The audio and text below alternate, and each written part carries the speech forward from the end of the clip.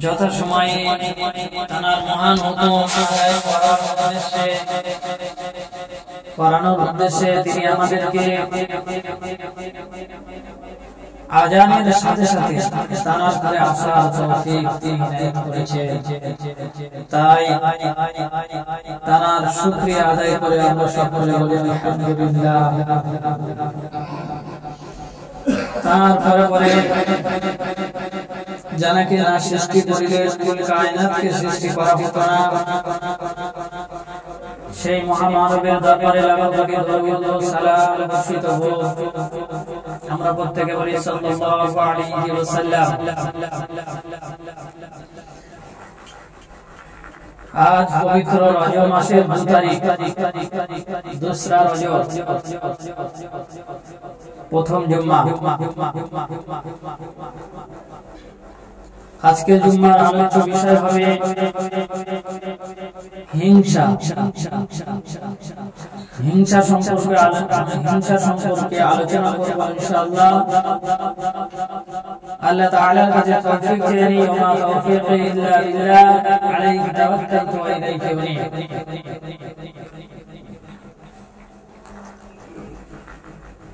আমরা জানি যে হিংসা একটি অভ্যন্তরীণ রোগ, ভেতরের রোগ, গোপন রোগ।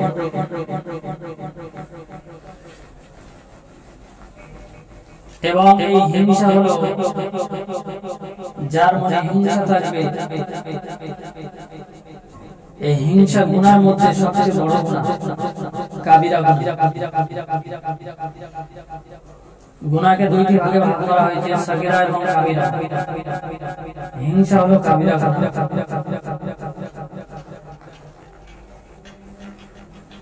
এবং এই হিংসা কাটাকাটি, খুনাখুনি, গালাগালি, চগলখড়ি, গীবত-গিল্লা সমস্ত গুনার উৎস, সমস্ত গুনার জড়, সমস্ত গুনার মূল শিকড়। এবং এই হিংসা মানুষের নেক আমলকে পুড়িয়ে শেষ করে দেয়। রাসূলুল্লাহ সাল্লাল্লাহু আলাইহি ওয়াসাল্লাম বললেন যে আমার উম্মতেরা, তোমরা তোমাদের মনে বক্রতা, হিংসা, বিদ্বেষ পুষে রেখো না। কেননা হিংসা, বিদ্বেষ মানুষের নেক আমলকে বলিয়ে ছারখার করে দেয়, শেষ করে দেয়। যেমন নাকি আগুন শুকনো কাঠকে জ্বালিয়ে ভস্ম করে ছাই করে দেয়। সুনানে আবু দাউদের 4303 নম্বর হাদিস, হযরত আবু হুরায়রা রাদিয়াল্লাহু তাআলা আনহু এটা বর্ণনা করলেন। তাহলে আমরা বুঝতে পারলাম হিংসা হলো একটি বড় গুনাহ, এবং এই হিংসা হলো অভ্যন্তরীণ একটা গুনার কাজ। রোগটা হলো অভ্যন্তরীণ, ভেতরের গুনাহ, ভেতরের রোগ। আর সমস্ত গুনার উৎস বা মূল বা শিকড়। তাই রাসূলুল্লাহ সাল্লাল্লাহু আলাইহি ওয়াসাল্লাম বললেন যে আমার সাহাবারা, তোমরা মনে বক্রতা, মনে কোন রকম কোন হিংসা, বিদ্বেষ রেখো না। হিংসা এমন একটা জিনিস যেটা মানুষের নেক আমলকে পুড়িয়ে দেয়। যেমন নাকি নেক আমলকে শেষ করে দেয়, যেমন নাকি আগুন, জ্বলন্ত আগুন কাঠকে পুড়িয়ে ছাই শেষ করে দেয়।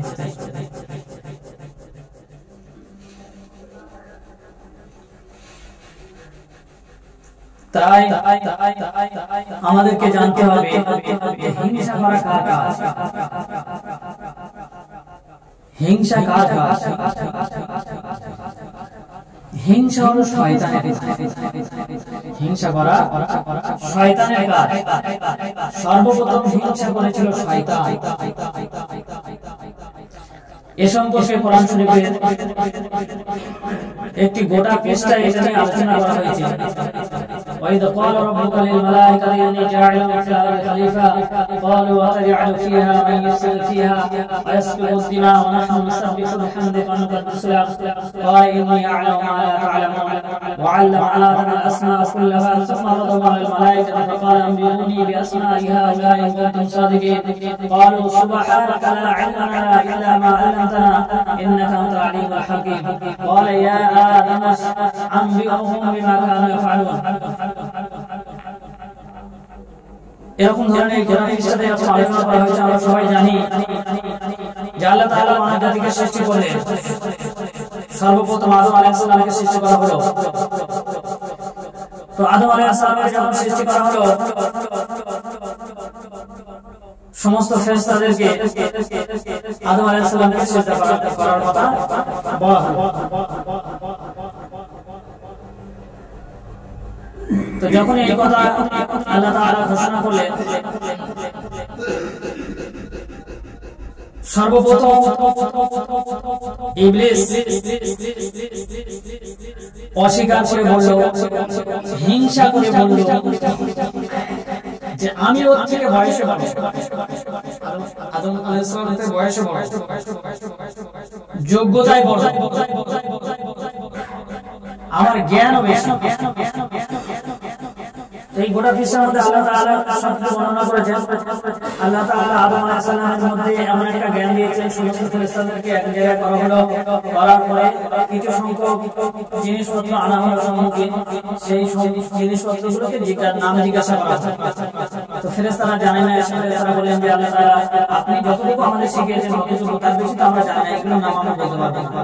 তখন আদম আলাইহিস সালামকে আল্লাহ তাআলা আগে থেকে জানিয়ে দিয়েছিলেন এবং আদম আলাইহিস সালামকে জিজ্ঞাসা করা হলো। আদম আলাইহিস সালাম সমস্ত কিছু নামগুলো বলে দিলেন। তাহলে অহংকার, হিংসা শয়তানের ভাঙার জন্য আল্লাহ তাআলা এটা করে দিয়েছিলেন। শয়তান তবু বলছে যে আমি ওর থেকে বয়সে আমি আগুনে তৈরি, মাটিতে তৈরি। হিংসা করে বলছে কোনোভাবে আমি সিজদা করব না। তো যখনই সিজদা না করা হলো, করলো না, যখন হিংসা করলো যখন, তখন আল্লাহ তাআলা তাকে ফেরেশতাদের সর্দার ছিল, আজাদিল ফেরেশতা ছিল, ইবলিস শয়তান হয়ে গেল। আল্লাহ তাআলা হুকুম অমান্য করা প্লাস এই যে হিংসা করা। তাহলে এই ঘটনাটা আমরা বুঝতে পারলাম, সংক্ষিপ্ত আকারে যেটা বুঝলাম সেটা হচ্ছে হিংসা করা হলো শয়তানের কাজ। শয়তান হিংসা, মানুষ হিংসা করছে, এই কাজটা হলো শয়তানের। মনে হিংসা নির্দেশ করে সর্বপ্রথম হিংসা করেছিল ইবলিস, আদম আলাইহিস সালাম। বলার উদ্দেশ্য মানুষের কাজ নয় এই কাজটা, যেহেতু এটা কবিরা গুনাহ। আর জমিনের মধ্যে সর্বপ্রথম যে হিংসা শুরু হয়েছিল সেটা হলো, আপনারা জানেন আদম আলাইহিস সালামের দুইটি সন্তান ছিল, হাবিল এবং কাবিল। তো এই হাবিল এবং কাবিল কি করেছে, হযরত আদম আলাইহিস সালামের জামানায় বংশ বিস্তারের জন্য আল্লাহ তাআলা মা হাওয়ার গর্ভে দুইটি করে সন্তান দিতেন। যমজ সন্তান দিতেন, একটি ছেলে একটি মেয়ে। এবং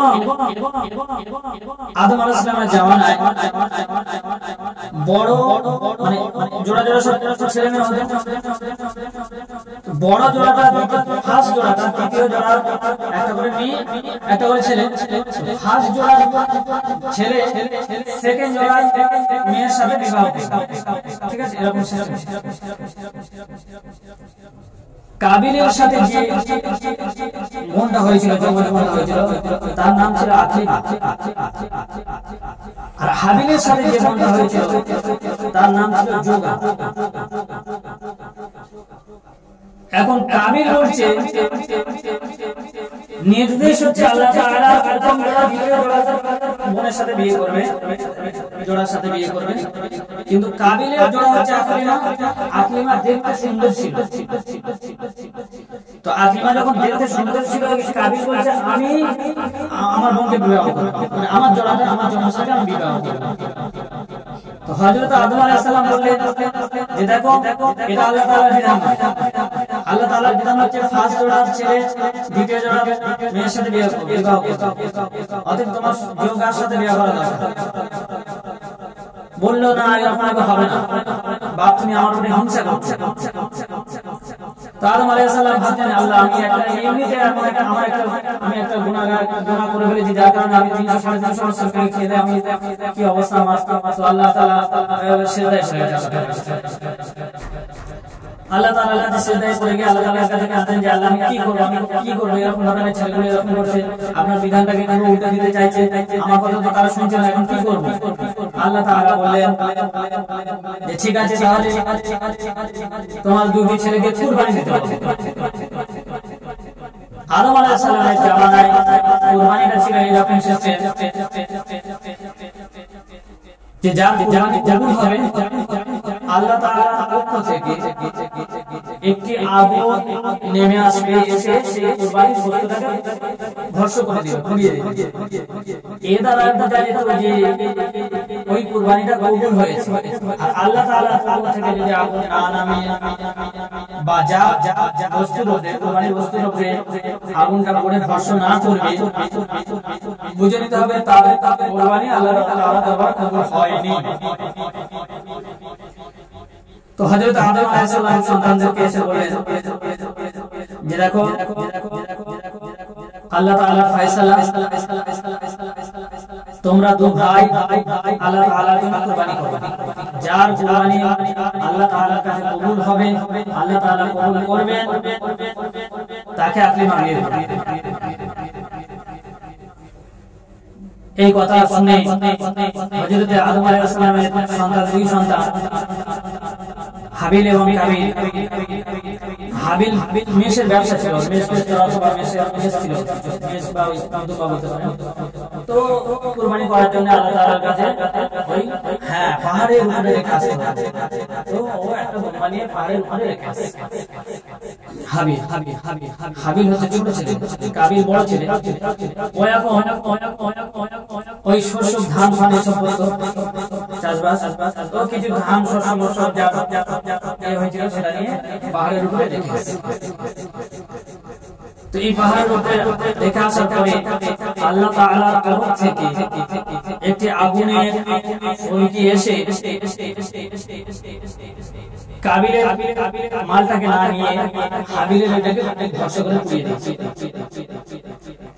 তো এর দ্বারা বোঝা গেল যে আল্লাহ তাআলা হাবিলের কুরবানিটা কবুল করেছেন। তো যখনই এরকম ধরনের ঘটনাটা ঘটলো তখন কাবিল বলে উঠল যে এটা সম্পূর্ণ আমার আব্বার এটা ইচ্ছা। আমার আব্বা কি করেছে, আল্লাহ তাআলার সাথে যুক্তি করে মানে আমার কুরবানিটা কবুল করতে দেয়। অতএব আমার কুরবানি পশু জ্বলে নেই, মানে কুরবানির পশু জ্বলে নেই, কিন্তু অন্তরটা জ্বলে আছে, হিংসা বিদ্বেষে জ্বলেছে। আর হিংসা বিদ্বেষ যখন জ্বলেছে মনের মধ্যে বিভিন্ন রকমের ফন্দি আসতে শুরু করে। কি করে আমাকে বিয়ে করতেই হবে, আর আমার আব্বা আমার সাথে এরকম করলো, হিংসা জ্বলে যাচ্ছে, ফেলে যাচ্ছে। এবার কি হচ্ছে, বিভিন্ন রকমের ফন্দি খাচ্ছে, ফন্দি খেতে কোনোভাবে কিছু পাচ্ছে না। শয়তান এসে বলছে তুই এত কিছু করছিস, তোর আব্বা তোকে কিছু করে না। একটাই কাজ করা যেতে পারে, যে কাজটা করলে তোর কাজ মানে তোর কাজ কমপ্লিট হবে, সঠিকভাবে তুই পেয়ে যাবি। এটা কখনো সম্ভব না। তোর মনের আশা পূরণ তখন হবে, তোর মনের আশা তখনই পূরণ হবে যখন তুই তোর ভাইকে কতল করবি। ব্যাস মনে হলো হিংসা ছিল, আগুনে জ্বলছিল। কথা শুনেছে, শয়তানের কথা শুনে কি করলো, বড় ছোট ভাইকে কি করলো, এটাই হচ্ছে মানব ইতিহাসে আল্লাহ তাআলার জন্য সর্বপ্রথম এটা হিংসার একটা নমুনা। সহিহ বুখারী শরীফের 3335 নম্বর হাদিসে আল্লাহ রাসূল বলেছেন যে দুনিয়াতে যে কোনো ব্যক্তি যদি খুন খারাপি করে, খুনাখুনি করে, মারামারি করে, সে যে গুনাহ পাবে তার এক অংশ এই কাবিলের কাঁটায় যাবে। বুখারী শরীফ। তাহলে এক মানুষের মনের ভিতরে হিংসা বিদ্বেষ থাকলে সে কি কাজ না করতে পারে? নিজের ভাইকে খুন করার মতো মানে পরিকল্পনা সে আনতে পারে। হাত একবারও কাঁপে না, দিল বলে না যে আমার ভাই, মনে একবারও কেঁদে ওঠে। মনের ভিতরে হিংসা জ্বলে উঠেছে, যার কারণে মানে তলোয়ার চালাতে ভাইয়ের জন্য কিছু না। এই জন্য আল্লাহ রাসূল বলেন যে হিংসা এমন একটা গুনাহ, হিংসা এমন একটা গুনাহ, সমস্ত গুনাহ জড়, সমস্ত গুনাহ শিকড়।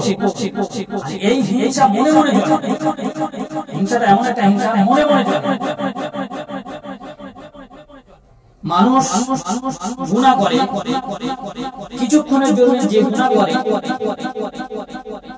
সেই গুনাহতে সে যতক্ষণ যে গুনাহের কাজটা করে সেই গুনাহের কাজ করতে করতে সে আনন্দিত হয়। মনে করেন আমি একটা সিনেমা দেখছি, তো আমি 3 ঘন্টা সিনেমার মধ্যে রয়েছে, আনন্দিত আনন্দ হয়ে যাব।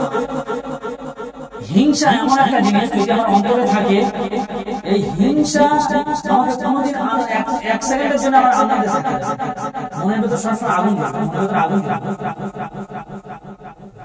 সিনেমা দেখে তো 3 ঘন্টা আমার জন্য গুনাহ হয়, ব্যাস সিনেমা বন্ধ, আবার গুনাহ শেষ, গুনাহ খাতা শেষ। গুনাহ খাতা আমি 3 ঘন্টা সিনেমা দেখি, ফেরেশতারা গুনাহ লিখেছে। এবার আমি যখন সিনেমা দেখা বন্ধ করেছি, আর ফেরেশতারা খাতা বন্ধ করে দিয়েছে।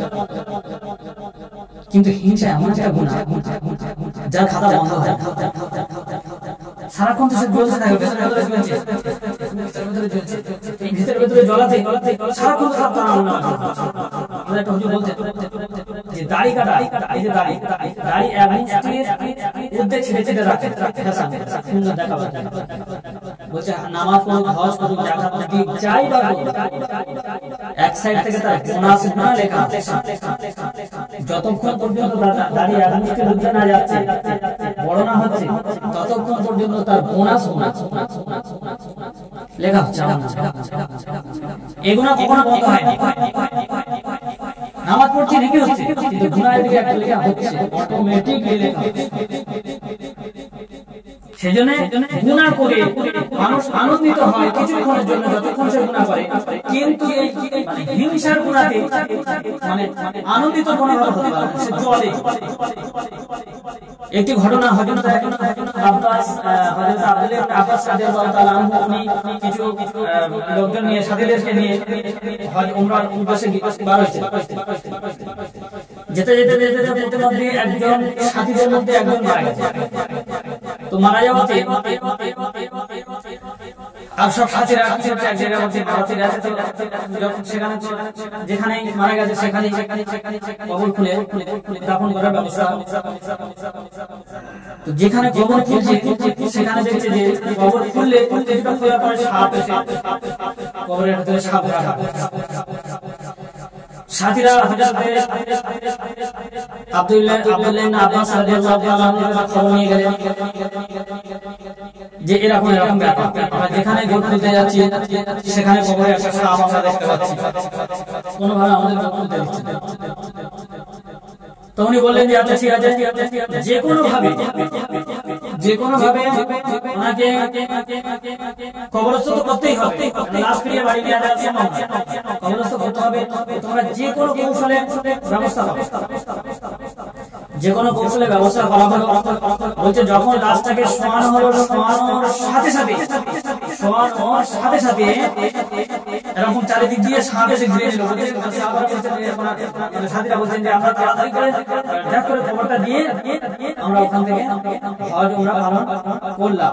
করার পরে মহিলার বাড়িতে তার বাড়িতে এলাম, বাড়িতে এসে দরজায় ঠুকে সালাম দিলাম, ভেতর থেকে ওয়ালাইকুম আসসালাম, সবার আড়াল থেকে যে আপনার স্বামী ইন্তেকাল করেছে। মহিলাটা কান্নাকাটি করার পরে এনারা বলছেন যে আচ্ছা আপনার স্বামী তো মারা গেছে, তো এখন একটা কথা আমাদের জানতে ইচ্ছা করছে যে আপনার স্বামী কি কাজ করতো, কি এমন করতো যার কারণে আমরা এই ঘটনা বর্ণনা। তো মহিলাটা বলছেন যে আমার স্বামী নামাজ পড়তেন, রোজা করতেন, হজ করতে আপনাদের সাথে গেছে, কোরআন শরীফ তেলাওয়াত করতেন, কিন্তু আমার স্বামী একটা দোকান ছিল, আর আমার স্বামীর সামনে অপোজিটে একটা দোকান ছিল। তো আমার স্বামী সব সময় চাইতো যে ওই দোকানে খদ্দের না, মানে সেই দোকানদারের উপরে হিংসা। আমি বারবার মানা করছি যে হিংসা করো না, তোমার রুজি আল্লাহ তাআলা যতটুকু দিয়েছে ততটুকু তুমি পাবেই পাবে, তোমার রুজিকেও কাটতে পারবে, কিন্তু তুমি কারোর উপর হিংসা করো না। তার রুজি সে পাচ্ছে, আল্লাহ তাআলা যার যেরকম অধিকার দিয়েছে সে সেরকমই পাবে, তুমি কোনোভাবে তার উপর হিংসা করো না। কিন্তু আমার স্বামী আমার কথা শুনতো। হযরত আব্বাস রাদিয়াল্লাহু তাআলা হযরত আব্দুল ইবনে আব্বাস রাদিয়াল্লাহু তাআলা তিনি বললেন যে এই কারণে এই হিংসা করার কারণে কবরে এরকম স্বামী। তাহলে বুঝতে পারছেন যে হিংসা মনের ভিতরে পুষে রাখা, হিংসা কত বড় একটা আর এই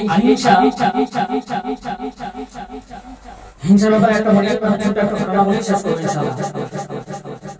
হযরত আদম আলাইহিস সালামের জামানায় আপনারা জানেন যে নূহ আলাইহিস সালামের জামানায় যে একটা নৌকা তৈরি করেছিলেন উনি, আর যারা ঈমানদার ছিল তাদেরকে ওই নৌকার উপরে বলা হয়েছিল প্লাবন আসবে বলে। সংক্ষিপ্ত আকারে ঘটনাটা বলছি। তো হযরত নূহ আলাইহিস সালাম উনি নৌকাতে গিয়ে দেখছেন একজন বৃদ্ধ মানুষ বসে আছেন, ওনার কওমের মধ্যে কেউ চিনতে পারে না, চিনতে পেরে ওকে জিজ্ঞাসা করছেন যে তুমি কে? আমি তো তোমাকে দেখিনি, আমার যতগুলো কওমের মধ্যে এতগুলো আমি সবার তো মুখ চিনি বা জানি, তোমাকে তো আমি এর আগে কোনোদিন দেখিনি, তুমি কে? বললো আমি ইবলিস। এখানে কি? বললো আমি এই নৌকার মধ্যে যারা ঈমানদার আছে, আমার কাজ হচ্ছে এই ঈমানদারদের নৌকায় রাখবো, কিন্তু এর মনটা আমার দিকে ঘুরিয়ে রাখবো, এটা হচ্ছে আমার কাজ। তো হযরত নূহ আলাইহিস সালাম খুব রেগে গেলেন, আল্লাহ তাআলা দুশমন আমার নৌকা থেকে ঘুরে নেমে যাও। এই কথা শুনে ইবলিস বললেন আমি এখনই নেমে যাব, কিন্তু পাঁচটি জিনিসের মধ্যে তিনটি জিনিস আমি আপনার কওমদের মধ্যে ঢুকিয়ে দিয়ে যাব, দুইটি জিনিস আমি করব না। সে দুটো হলো আমার কাছে একটা আকর্ষণীয় বিষয়, সেই দুটো বিষয়ে আমি কোনোদিন ব্যর্থ হই, এই দুটো বিষয় আমি করতে চাই। তো সঙ্গে সঙ্গে আল্লাহ তাআলা খবর থেকে হযরত নূহ আলাইহিস সালামকে জানানো হলো যে শয়তান যে দুটি বিষয়, পাঁচটি বিষয়ের মধ্যে তিনটি বিষয় বলবে এবং দুটি বিষয় বলবে না, যে দুইটি বিষয় বলবে না ওই বিষয়ে তুমি জিজ্ঞাসা করো যে ওই তিনটি বিষয় আমাকে বলতে হবে, ওই দুটি বিষয়ের ব্যাপারটা আমাদেরকে বলতে হবে, কি করে আমাকে উম্মতকে এরকম ইয়ে করবে, বদভস্ত করবে। তো ওই সময় ইবলিস বলেছিলেন ঠিক আছে আমি বলছি, দুইটি বিষয় বলছি, তাহলে তিনটি বিষয় বলবো। এক নম্বর বলেছিল যে হিংসা, মনের ভিতরে হিংসা দিয়ে দেবো, আরেকটা দিয়ে দেবো মনের ভিতরে ধোঁকা দিয়ে দেবো, একটা হচ্ছে ধোঁকা দিয়ে দেবো, আর একটা হিংসা দিয়ে দেবো, হিংসা ধোঁকা দিয়ে দেবো, আর একটা লোভ ঢুকিয়ে দেবো।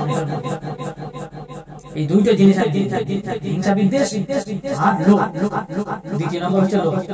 তো বলছে এই দুইটি বিষয় তুমি যে বললে আমি এই দুইটি বিষয় মানে ব্যর্থ হইনি, এরকম ব্যাপার।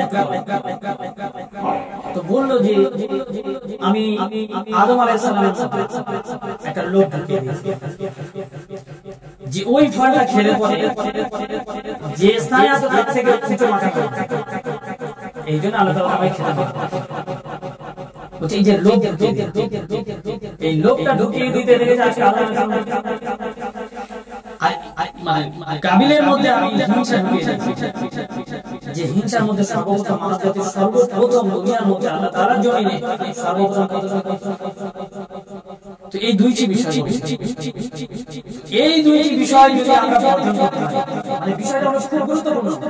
আল্লাহ রাসূল সাল্লাল্লাহু আলাইহি ওয়াসাল্লাম এরকম চার ধরনের একটা দাড়ি কেটেছেন বোঝানোর জন্য। চার হাদিস এরকম চার একটা দাড়ি কাটছে, দাড়ি কাটার পরে একটা লম্বা দাড়ি এরকম ভাবে এই দাড়ি থেকে বার হয়েছে। এটা চার কোন বুঝতে পারছেন সবাই? এখান থেকে লম্বা দাড়ি বার হয়েছে।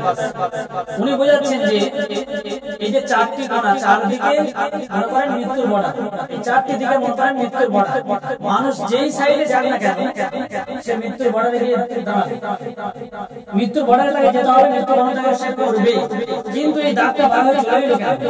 এই দাগটা হলো আশা আকাঙ্ক্ষা, লোভ।